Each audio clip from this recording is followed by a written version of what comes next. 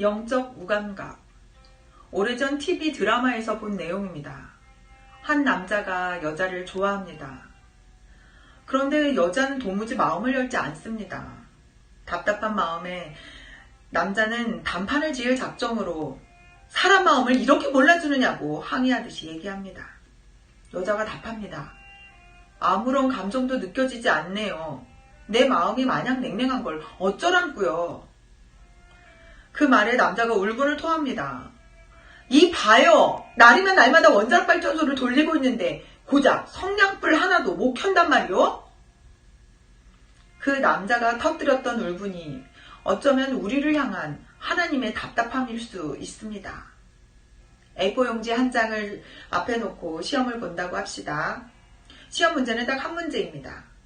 얼마나 은혜를 베풀고 싶은지 그 사람을 위해서라면 자식이라도 기꺼이 죽일 수 있는 사람은 몇 명이나 되는지 아래 용지에 적어보시오.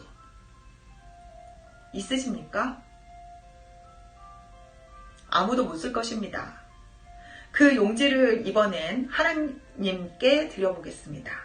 아들을 대신 죽일 수 있을 만큼 은혜를 베풀고 싶은 사람이 누가 있는지 아래 용지에 적으십시오. 라고 하면 하나님이 누구의 이름을 쓰실까요? 우리는 조금도 망설이지 않고 아무도 없습니다. 라고 대답했는데 하나님은 조금도 망설이지 않고 이 세상 사람 이름 전부를 적습니다. 이것이 하나님의 은혜입니다. 하나님은 예수님을 십자가에 못 박아 죽이셔서 우리를 속량하시는 것으로 우리를 향한 하나님의 은혜가 얼마나 풍성한지를 나타내셨습니다.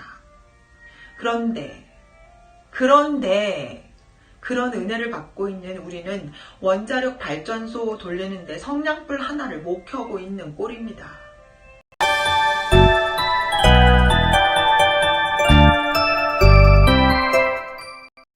우리가 하나님의 은혜를 실감하지 못하는 이유가 있습니다. 아이들은 자기한테 필요한 것과 자기가 원하는 것을 구분할 줄 모릅니다. 자기가 원하는 것은 무조건 필요한 것이라고 우깁니다.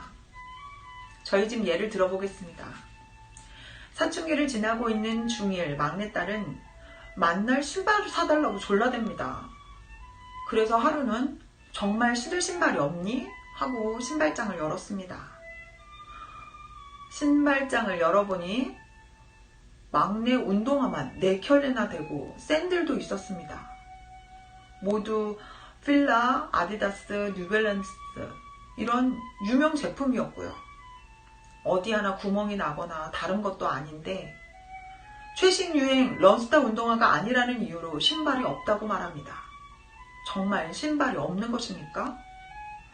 그런데 사춘기 아이만 그런 게 아닙니다. 나이를 먹어도 원하는 것과 필요한 것을 구분 못하기는 마찬가지입니다. 우리가 왜 하나님의 은혜에 대한 설명을 들으면서도 감동이 없는가 하면 우리가 원하는 것이 아니기 때문입니다. 우리 역시 우리가 원하는 것과 우리에게 필요한 것이 구분이 안 되니까 그래서 하나님의 은혜를 늘 이 세상의 하찮은 것과 바꾸려고 합니다. 자기 앞길의 형통을 신앙과 맞바꾸려 하고 그것이 신앙 보람인 줄 압니다. 감기나 낫고 돈이나 버는 것이 간절한 요망사항입니다. 어쩌면 우리는 신앙이 무엇인지 그 A, B, C부터 다시 배워야 할지 모르겠습니다. 우선 하나님이 우리에게 주시기를 원하는 것과 우리가 하나님께 받기를 원하는 것이 같은지 확인해야 합니다. 그것이 서로 다른 상태에서는 아무리 예수 그리스도를 오래 믿어도 무효입니다. 구하는 것마다 자기 욕심일 것이기 때문입니다.